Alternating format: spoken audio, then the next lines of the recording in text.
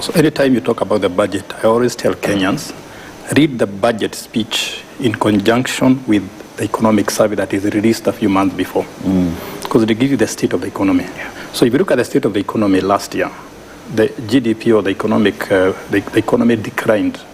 The growth rate declined from 4.7 to 4.6. And that confirms what he is, or what he said, and what you're asking, that we don't have people investing, we don't have people consuming because of that.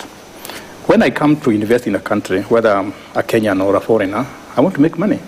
So if I see I'm not going to make money, I'll leave and go to neighboring countries or alternative countries.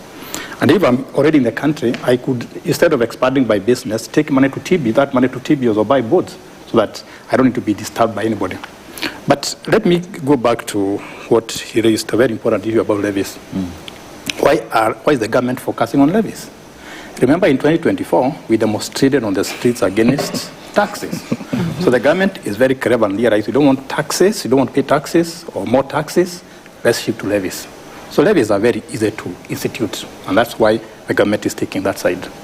Kenyans also don't want the government to incur debt. They don't want you to borrow. People are saying the government should not borrow from China and elsewhere. So the easy play, the low-hanging fruit happen to be levies. And that's why we are being loaded with very many levies. So eroding levies on Kenyans is an easier option, but it has long-term consequences.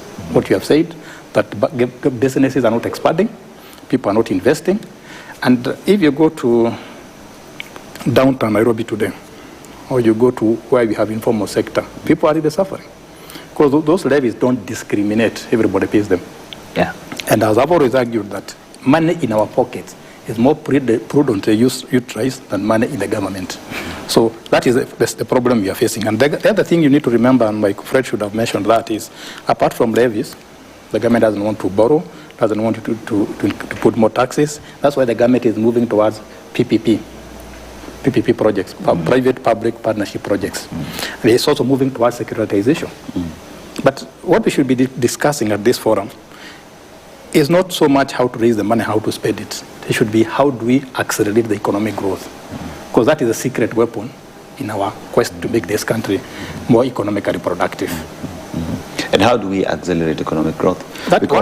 Yes, economic growth is not driven by the government, it's driven by you and me. So anybody who is producing in this country, whether you are particular entrepreneurs, particularly investors, we should give them incentives in the budget. So that if I have a small business employing 5 people, I can employ 20 people. If I have a business that is covering 1 county, it can cover 20, 30 counties. The biggest problem in the country today is unemployment. And you cannot now load businesses with levies and levies. They close, then you have no businesses. Yeah. And the problem of closing businesses or not attracting investors, you actually get less taxes. And that's what he said, that if you look at taxes going down, that's why you're focusing on levies. So we should strike a balance. Because at the end of the day, I want economic growth.